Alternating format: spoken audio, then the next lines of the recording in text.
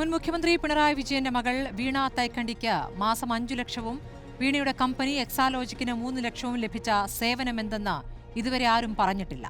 സേവനമൊന്നും കൊടുത്തിട്ടായി അറിവില്ല എന്നാണ് എക്സാലോജിക്കിന്റെ IT ഡെവലപ്പർമാർ സാക്ഷ്യപ്പെടുത്തിയത്. സേവനം കിട്ടിയിട്ടില്ല എന്ന് CMRൽ പ്രതിനിധി പറഞ്ഞതും SFIയുടെ റിപ്പോർട്ടിലുണ്ട്. സേവനമെന്ത് എന്ന് ചോദിക്കുമ്പോൾ ടാക്സ് അടച്ച വിവരം പറയും. ബാങ്ക് വഴിയല്ലേ എന്ന് സുതാര്യത പറയും.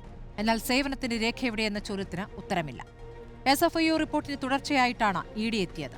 EDയുടെ വരവ് രീതി സംശയിക്കാമെങ്കിലും ഈ കേസിൽ പിണറായി വിജയനോ മകളോ വ്യക്തത വരുത്തിയിട്ടുണ്ടോ? അന്വേഷണത്തോട് സഹകരിക്കുമെന്ന് പറഞ്ഞവർ ED ഉദ്യോഗസ്ഥരുടെ നേർക്ക് ആൾക്കൂട്ടാക്രമണം നടത്തിയതിനാണോ മുഷ്ടി ചുരുട്ടി അഭിവാദ്യമർപ്പിച്ചത്? അക്രമം ഇങ്ങനെയൊന്നുമല്ല എന്ന ഭീഷണി സ്വരം നേതാക്കളിൽ നിന്ന് വരുന്നത് എന്തിന്റെ സൂചനയാണ്? കരിങ്കല്ലും ഇഷ്ടികയുമായി കാറിടിച്ച് തകർത്ത് നടത്തിയ ആക്രമണത്തിൽ നിങ്ങളുടെ പ്രസ്ഥാനത്തെ വിശ്വസിച്ച പാർട്ടി പ്രവർത്തനായ കാർ ഡ്രൈവർക്കാണ് കണ്ണിന് പരിക്കേറ്റത്. പാർട്ടി ഓഫീസിൽ ഒളിപ്പിച്ച അക്രമികൾ പിന്നീട് പുറത്തുവന്നതും നാട് കണ്ടതാണ്. ED റെയ്ഡിനെത്തിയത് മോദിയെക്കുറിച്ച് മിണ്ടാതെ രാഹുൽ ഗാന്ധിയെ വിമർശിക്കുന്ന പിണറായിയെയും ഇന്നലെ നാട് കണ്ടു.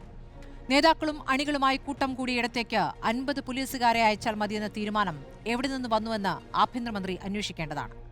മാധ്യമങ്ങളോട് എല്ലാ രഹസ്യവും ആദ്യം പറയുമെന്ന് പറഞ്ഞ മുഖ്യമന്ത്രി പരസ്യമായി നടന്ന അക്രമ സംഭവങ്ങളിൽ മൗനം പാലിക്കുന്നത് എന്തിനാകും?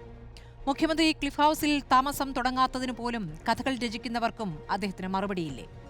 ED വേട്ട പിണറായി വിജയന്റെ മകളിൽ നിൽക്കില്ല എന്ന വ്യക്തതയിലാണോ 11 തവണ ചോദിച്ചിട്ടും ഈ മഹാമൗനം? പൂക്കി മൗനം ഭൂഷണമോ എന്നതാണ് ചോദ്യം.